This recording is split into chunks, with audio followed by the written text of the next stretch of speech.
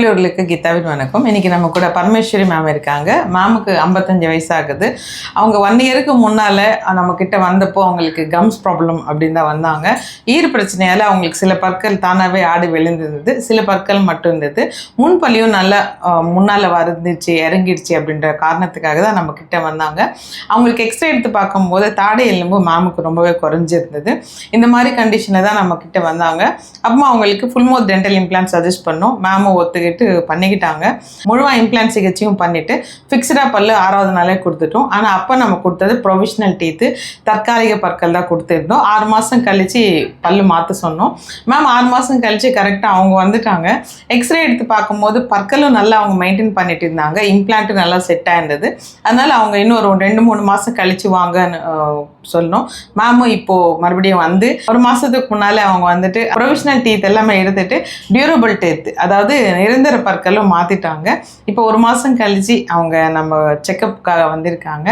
இப்போது இத்தனை 1 இயராக எங்கள் கூட அவங்க மேம் ஜேர்னி பண்ணுறாங்க. அவங்களோட எக்ஸ்பீரியன்ஸு நம்மக்கிட்ட ஷேர் பண்ணுவாங்க. எஸ் மேம், ப்ளீஸ் சொல்லுங்கள் மேம். ஓகே, நான் என்னென்னா எனக்கு வந்து பல்லெல்லாம் ஃபுல்லாக கம் எனக்கு வீக்காக இருந்தனால பல்லாம் மாற்றிக்கலாம் அப்படின்னு சொல்லிட்டு தான் நான் வந்தேன். மேம் வந்து நல்லா கான்ஃபிடென்ட்டாக எனக்கு வந்து மாற்றிக்கலாம் அப்படின்னு சொன்னதுனால லாஸ்ட் இயர் February month வந்து நான் வந்து டெம்பரரி பல் வந்து ஃபிக்ஸ் பண்ணுறதுக்கு வந்தேன். எனக்கு 5 days அவங்க பண்ணிட்டாங்க. எனக்கு அந்த பண்ணும்போது எனக்கு எந்த வலியும் இல்லை. பல்லு எனக்கு ஃபுல்லாக எடுத்துட்டு அப்புறம் இம்ப்ளான்ட் பண்ணார் சார். அப்போ பண்ணும்போது கூட எனக்கு வந்து எந்த ஒரு வலியும் இல்லை. பல்லு ஃபிக்ஸ் பண்ணதுக்கப்புறம் எனக்கு எந்த தொந்தரவுமே இல்லை. அதுக்கு பல்ல நான் சரியாக மெயின்டைன் பண்ணேன். 2வது வந்து எனக்கு எந்த தொந்தரவும் கிடையாது. அடிக்கடி எனக்கு அதாவது சஜஷன் கேட்டேன்னா மேம்கிட்ட உடனே ஃபோன் பண்ணால் உடனே அவங்க அட்டன் பண்ணி எனக்கு அந்த என்னோடய டவுட்டெல்லாம் கிளியர் பண்ணிடுவாங்க. நான் ஆக்சுவலாக அது 6 மாதத்தில் பண்ணணும்னு சொன்னாங்க. நான் வந்து என்னால் வர முடியல. அதனால் 1 year கழித்து தான் நான் வந்தேன். ஆனாலுமே நல்ல க்ரோத்தாக இருந்துச்சு. எனக்கு நடுவில் எந்த தொந்தரவும் இல்லை. என்னென்னா என்னோட நேச்சுரல் பல் எப்படி இருக்குமோ அதே மாதிரி தான் என்னோடய பல் வந்து இப்போ நான் டெம்பரரி பல்லுமே எனக்கு இருந்துச்சு. எனக்கு எந்த ப்ராப்ளமும் இல்லை. தாராளமாக வந்து யாராவது பண்ணால் கூட தாராளமாக வந்து பண்ணிக்கலாம். 2வது வந்து நான் இப்போ பர்மனன்ட் பல் ஃபிக்ஸ் பண்ணுறதுக்கு நான் லாஸ்ட் மந்த்து வந்தேன். நான் வந்துட்டு அதை எடுத்துகிட்டு நல்லாவே எனக்கு எல்லாமே க்ரோத் ஆகிருந்தது.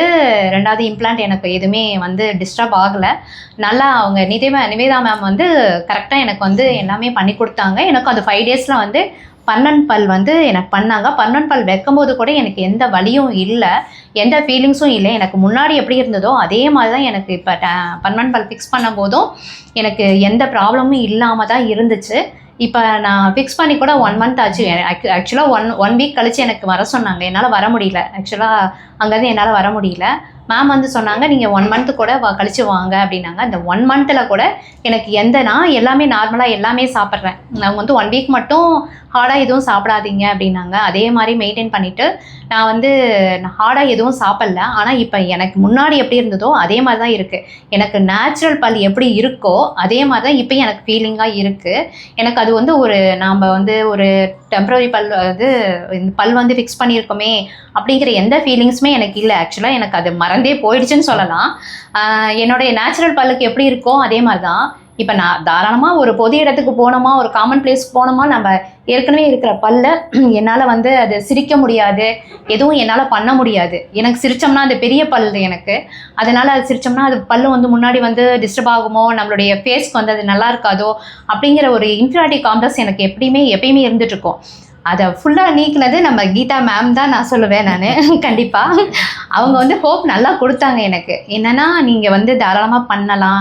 அதே மாதிரி பர்மனன்ட் பல் ஃபிக்ஸ் பண்ணும்போதும் உங்களுடைய ஃபேஸ்க்கு என்ன நேச்சுரலாக இருக்கும் அப்படின்னு பார்த்து அவங்க ஒவ்வொன்றா சின்ன விஷயத்த கூட அவங்க வந்து நுணுக்கமாக நினச்சி செய்கிறாங்க. நமக்கு தெரியாத விஷயம் கூட நான் அவங்கக்கிட்ட சொன்னேன். இப்போ நான் சொல்கிற சேஞ்சஸ் கூட நீங்கள் பண்ணிவிட்டு உங்களுக்கு என்ன தோணுதோ, உங்களுக்கு என்னோடய ஃபேஸ்க்கு என்ன அடாப்ட் ஆகுமோ அது மாதிரி செய்யுங்கன்னு சொன்னேன். அவங்க நிவேதா மேமும் அதுக்கு தகுந்த மாதிரி தான் அவங்க வந்து அவங்க சின்ன சேஞ்சஸ்லாம் செஞ்சு கரெக்டாக ஃபிக்ஸ் பண்ணி எந்த வலியும் இல்லாமல், சின்ன வலி இருந்தால் கூட சொல்லுங்கன்னு கேட்டு சொல்லி, ஆக்சுவலாக நான் எங்கேயுமே இதை பார்த்ததில்லை. அவங்க வந்து சின்ன வலினாலும் சொல்லுங்கள் அப்படின்னு, சின்ன வலி இருந்தால் கூட உடனே நிறுத்திட்டு உடனே அதுக்கு வந்து என்ன பண்ணணுமோ அதெல்லாம் பண்ணிட்டு தான் அவங்க செய்கிறாங்க. அவ்வளோ லேவில் அவ்வளோ கேர் எடுத்து செய்கிறாங்க. அதே மாதிரி அங்கே இருக்கிற ஸ்டாஃபுங்க, டாக்டர்ஸ் எல்லாருமே நல்ல கேர் எடுத்து செய்கிறாங்க. அவங்க ஆக்சுவலாக நம்ம ஃபேமிலியில் நாம் வந்து ஒருத்தரை வந்து நம்ம கேர் எடுத்து செய்யமோ அதே மாதிரி ஒவ்வொருத்தரையும் அவங்க கேர் எடுத்து தான் செய்கிறாங்க. அதே மாதிரி ஃபோன் பண்ணால் மேம் வந்து எப்போனாலும் ஃபோன் எடுத்து உடனே வந்து நமக்கு என்ன ரெமடியோ உடனே சொல்லிடுறாங்க. அது ஒரு பெரிய கிஃப்ட்டுன்னு தான் சொல்லுவேன். ஆக்சுவலாக நான் இப்படி பார்த்தது வந்து இந்த மாதிரி ஒரு டெண்டல் கிளினிக் வந்து நான் பார்த்தது வந்து நான் ஏதோ முன்னாடி வந்து அங்கெல்லாம் அப்படி இருக்கான்னு தெரில அந்த ஊர்லலாம். ஆனால் இங்கே வந்து நல்லாவே நான் என்னை பார்க்குறவங்களுக்கு என்னோட கொலீக்ஸ்க்கெலாம் நான் சொல்கிறேன், ஏதோ சின்ன ப்ராப்ளம் இருந்தால் கூட அங்கே போய் பாருங்கள், நல்லா இருக்குது அப்படின்னு நான் சஜஷன் சொல்கிறேன். ஏன்னா எனக்கு சின்ன வலி கூட இல்லை. இப்போ நான் சின்ன வயசில் அதாவது முன்னாடிலாம் பல்லு ரிமூவ் பண்ணியிருக்கேன். ஆனால் 2 நாள் நல்லா வலி இருக்கும். ஆனால் இங்கே எந்த வலியும் இல்லை, எந்த பெயினும் இல்லை. எப்போ நார்மலாக நம்ம என்ன செய்கிறோமோ அதே மாதிரி தான் எனக்கு இருக்குது. அந்த ஃபீலிங் தான் எனக்கு இருக்குது. நம்ம வந்து நல்லா கைட் பண்ணுறாங்க, நல்லா எதுனாலும் சஜஷன் சொல்கிறாங்க. இப்போ கூட நான் 2-3 டவுட்ஸ் கேட்டதுக்கு உடனே கிளியர் சொல்கிறாங்க. அந்த மாதிரிலாம் மற்றவங்க சொல்கிறாங்களான்னு எனக்கு தெரியல. ஆக்சுவலாக இந்த 1 மந்த் வந்து நல்லாவே எனக்கு எந்த சேஞ்சஸுமே எனக்கு தெரில. நார்மலாக நான் எப்படி ஆஸ் யூஷுவல் லைஃப்பை எப்படி நம்ம லீட் பண்ணுறோமோ அந்த மாதிரி தான் எனக்கு தோணுது. ஆனால் இப்போ வந்து மேம் என்ன சொன்னாங்கன்னா, நீங்கள் 4 நாளாக நார்மலாக சாப்பிட்லாம், ஹார்டாக சாப்பிட்லாம் அப்படிங்கிறாங்க. நானும் இப்போ நாளாக இப்போ வந்து 1 மந்தில் கொஞ்சம் ஹார்டாக தான் சாப்பிட்டுட்ருக்கேன். அது வந்து ஓகே தான். நார்மலாக சாப்பிடுங்க அப்படின்னாங்க. ஆக்சுவலாக நார்மலாக சாப்பிட்ருக்கேன். எப்போ அந்த ஃபீலிங்ஸ் வந்து எனக்கு நம்ம பல்லு வந்து நம்ம பர்மனன்ட் பல்ல நம்ம பல் செட்டு பொருத்தியிருக்கோம், அந்த இம்ப்ளான்ட் மூலம் பொருத்தியிருக்கோம் அப்படிங்கிற ஃபீலிங்ஸ் வந்து எனக்கு எப்பயே இல்லை. நான் காமன் பிளேஸில் பார்த்தீங்கன்னா ஃபோட்டோ ஷூட்லாம் இப்போ நானே பார்த்து எந்த ஃபோட்டோனாலும் ஆல்வேஸ் ஸ்மைல் ஃபேஸாக தான் இருக்குது.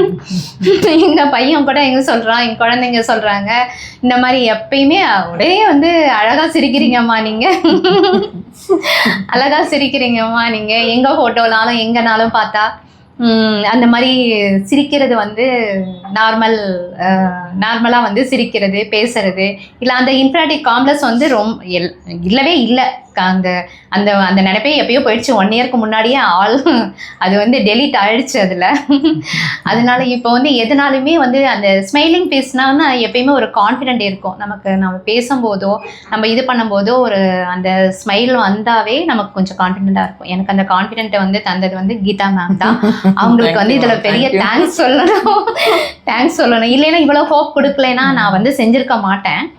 ஏன்னா ஆக்சுவலாக எனக்கு வந்து செய்யணும்னு தான் தோணுச்சு. ஆனால் இவ்வளோ ஹோப் கொடுத்தோன்னே தான் சரி ஓகே.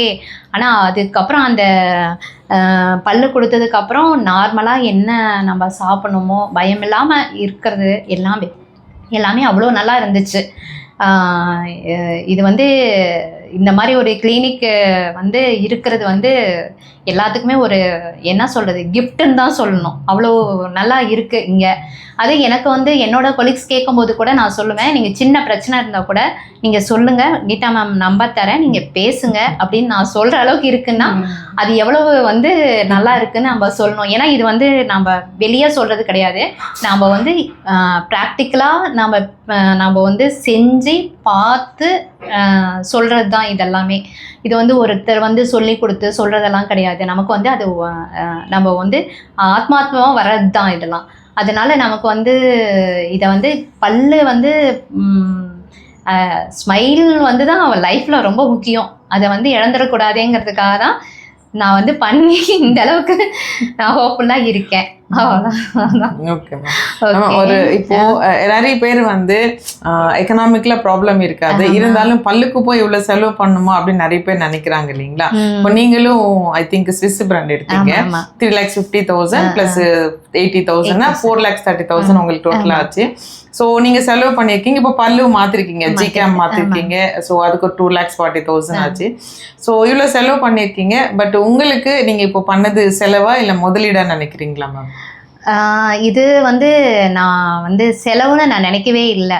என்ன வந்து இதை வந்து ஒரு செலவுன்னு நினச்சா செலவு கிடையாது. இது நம்ம இல்லைன்னா இந்த ஒரு எல்லாத்துக்குமே நம்ம ஒரு விலை கொடுத்தா தான் நம்ம சந்தோஷமாக இருக்க முடியும். இது வந்து ஒரு முதலீடாக தான் கூட, முதலீடுன்னு சொல்ல முடியாது, நமக்கு மகிழ்ச்சியை தருது. அதாவது வந்து நம்ம லைஃபு நம்ம மகிழ்ச்சியாக இருக்கிறது, அதுக்கு வந்து பணம் வந்து ஒரு பெரிய விஷயம் கிடையாதுன்னு என்னோட ஓன் ஒப்பீனியன். நம்ம என்னதான் நம்ம லைஃப்பில் வாழ்கிறதே வந்து நம்ம சந்தோஷமாக இருக்கிறதுக்குமே தான் அந்த லைஃபு. அந்த வெறும் வந்து அந்த சந்தோஷமே இல்லாமல் அந்த காசு இருந்து பிரயோஜனம் கிடையாதுங்கிறது என்னோட ஒப்பீனியன். அது வந்து இது ஒரு செலவுன்னு நினைக்கக்கூடாது. நமக்கு வந்து நம்ம மகிழ்ச்சியாக இருக்கிறது தான் அது முக்கியம். இது வந்து செலவு கிடையாது, கண்டிப்பா கிடையாது.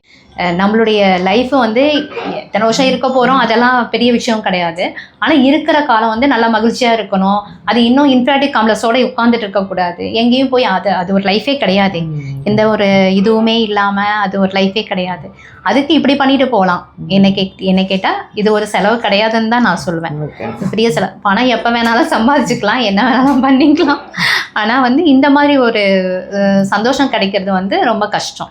அது உதாரணம் சொல்லணும்னா, நமக்கு ஒரு கிஃப்ட் கிடைக்குது, அதுக்கு நம்ம செலவு பண்ணித்தான் ஆகணும்னா கண்டிப்பாக செலவு பண்ணித்தான் ஆகணும். அது வந்து வாழ்க்கையில் வந்து செலவு பண்ணாமல் இருக்கக்கூடாது. அதுக்கு செலவு பண்ணுறது வந்து அது செலவுங்கிறது நம்ம அதை சொல்லக்கூடாது, அவ்வளோதான். Okay ma'am, thank you so much ma'am. உங்களோட புன்னகை அப்படியே எப்போவுமே இருக்கணும். நீங்கள் பிடிச்சவனும் இனிமேல் எல்லாமே சாப்பிடலாம், சரிங்களா? Okay ma'am, thank you ma'am, thank you so much.